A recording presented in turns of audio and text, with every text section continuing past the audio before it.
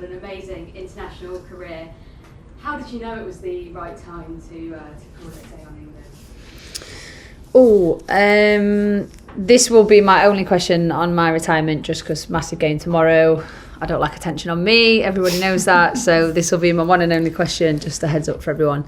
Listen, it's not a decision that comes lightly, and it's not a decision that, is just happens overnight. It's something that, as a player, it's really hard to explain. You have little thoughts in your head for a long time, and it's one of the moments you can talk to people about it. No one can really give you advice because it has to be your decision, and it has to be something that you're kind of at peace with when you come to that.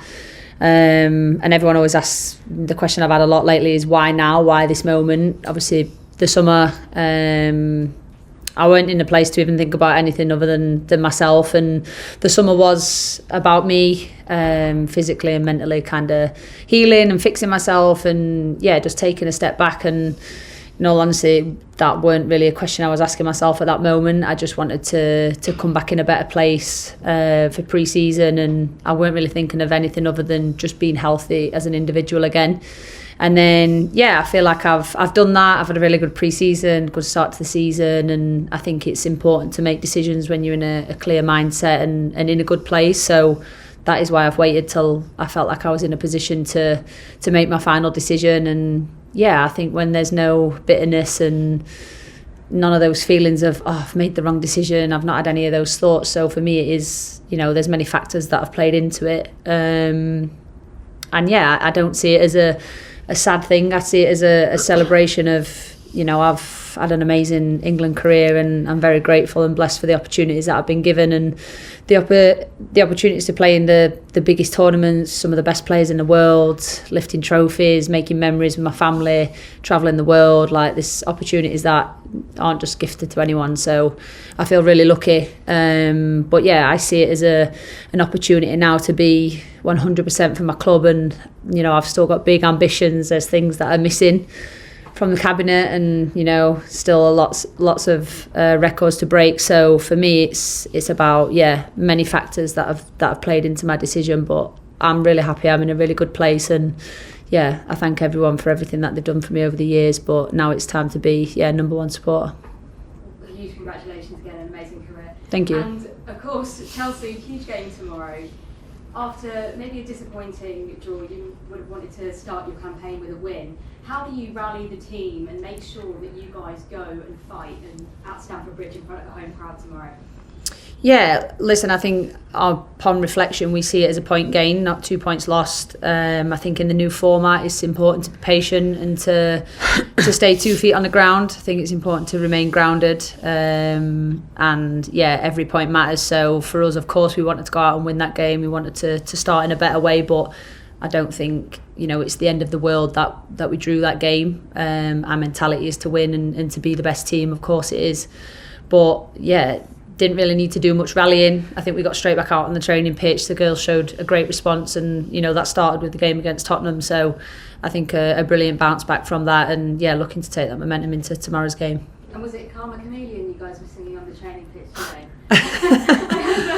I don't even remember. There was a lot of energy at the start of training and a lot of different things going off. So we were a little bit hyper. I think everyone's excited to be back with an opportunity to play in the Champions League again. Amazing. And Sonia, just some team news from you. Who is unavailable to play tomorrow, please? I think we have pretty good news because we have some players back from the weekend. Sunday, Baltimore being one of them, as I mentioned, and as you could see, Niamh and Lucy are still in the squad for the game tomorrow. So we are in a good place in terms of having players available. And do you, as a manager, feel the weight of expectation from the fans? This is the trophy they all want, right, going into this competition? Yeah, and again, I just said from the beginning, we want to compete as far as we can in every competition we are involved in. The Champions League is a special one because this competition is the biggest competition you can play as a club.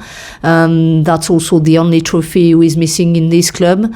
This is also the reason why it's so special for us. But the competition is getting harder and harder, and we just need to make sure we focus on ourselves. I know we have the quality to go far in the competition, and hopefully we'll show that tomorrow on the pitch. And do you have, how would you summarise Millie's amazing international career as her club manager? Probably summarize it's the wrong word because there is so much to say. The first thing I would say it's congrats Millie on this huge achievement. I think being able to play at the highest level for so long, being consistent and showing that many performances at a good level, as a player, as a captain, as a leader, but also as a good person. I think Millie was for me a surprise. When I say surprise, just because I faced her multiple times when I was the manager in other clubs, but when I first joined, I could discover the person she is too. And I think when you want to be one of the best in the world, you have to be a really good player but also a good person. She has great values.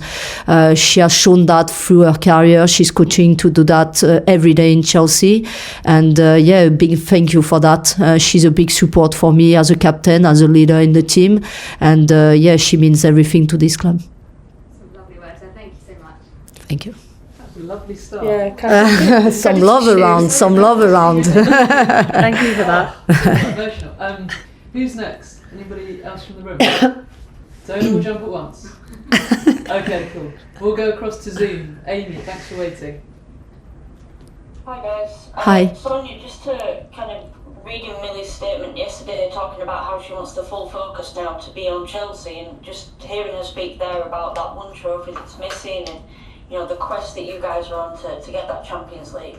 How pleasing is it for you to have your club captain be kind of fully focused now on Chelsea? You know that when those international breaks come around, she can just wrap her in cotton wool, and you know that you're going to have as much of her as you can. Yeah, that's crucial. Having a player like Millie who will be now 100% focused for the club, for all the trophies we are competing for. I think, as I said, really, really important. I know she's a player who is always on the pitch first thinking about the team. She will always give 100% and even more to the team. And I think she just leads by example. And having this type of leader, this type of captain in the team is the best thing you can have when you are a manager. So I'm grateful for that, and I know she will bring all the good energy to the teammates, to the players on the pitch, to make sure we achieve the best season possible. Millie, just you mentioned there that the point in 20 was a good point, but I sense that there will be frustration that you wanted to get all three. Can you channel that going into tomorrow and kind of be like, look, okay, last week was a good point, but no, now we really want to start here on home soil in the Champions League with a win? Yeah, definitely. And saying it's a good point is not us saying we didn't want to win that game and our ambitions are not to be better. But I think with the layout of the new format, it's not to, you can't get too low in the lows and too high in the highs. You have to stay level-headed. So I think it's more having that mentality of, okay, it weren't what we wanted it to be, but it's still a point gain, it's a point on the board. And like I said, the bounce back started with the game against Tottenham, and keeping that momentum going into tomorrow's game. But going to be a challenge. Every game is a challenge in football, especially with the level that it's at now, and especially in the Champions League. Like Sonia said, it's even harder to win every single game. But we're in a really good place. We've got the right mentality and the right attitude, and now it's about delivering. I just want to ask you about the shape this season, which you're playing a little bit more three at the back. You've got kind of new members of that defensive cast alongside you, obviously Billy Berman coming in as well. How have you found that kind of switching between the two formations? I know you've got experience in both, but just especially being the captain and often at the centre of that defence, how have you found that, and how do you feel the team is adapting to kind of bringing that unpredictability this season? Yeah, I think it's something we've done over the years, but I think it's something that every team has in its locker. I think at this level you have to be adaptable, you have to be able to play in different ways.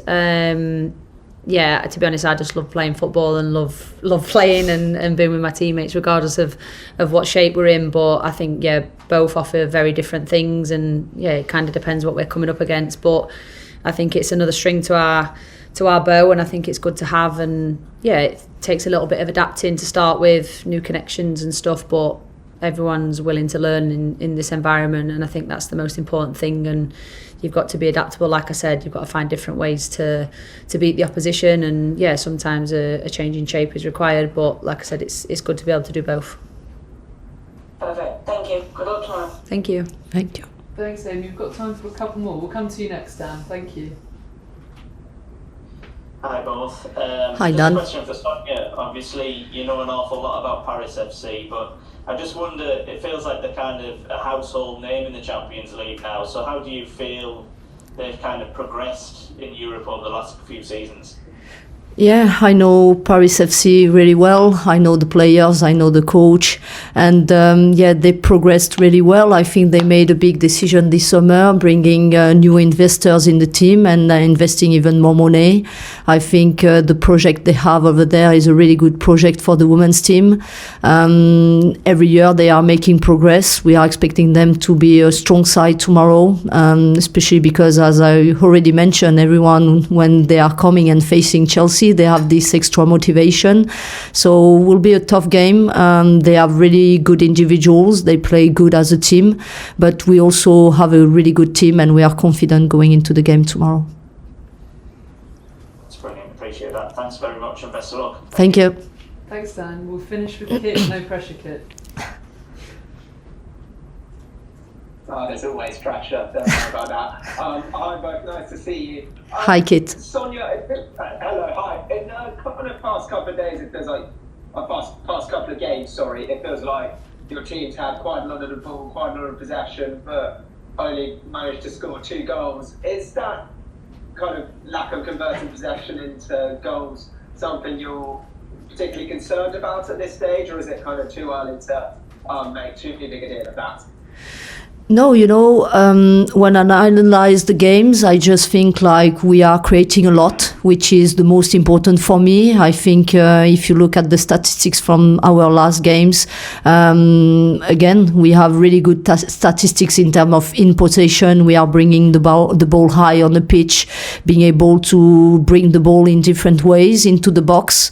The most difficult thing in football is to score goals.